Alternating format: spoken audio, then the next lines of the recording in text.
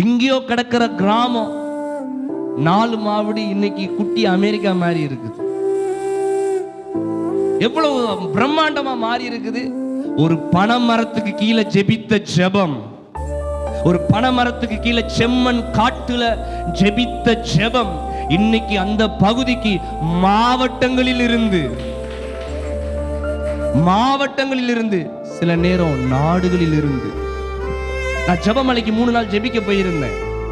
அப்ப அங்க ஜெபிக்க வரவங்க கிட்ட, அந்த வேலை பார்க்கறவங்களை கேட்பேன், எங்க இருந்தெல்லாம் வருவாங்க, பக்கத்து ஊர்ல இருந்து வருவாங்களா? என்ன சொல்றீங்க? அடுத்த பஸ் 40 பேர் வராங்க, பஸ்ல பெங்களூர்ல இருந்து வராங்க, ஊருக்கு வராங்களா?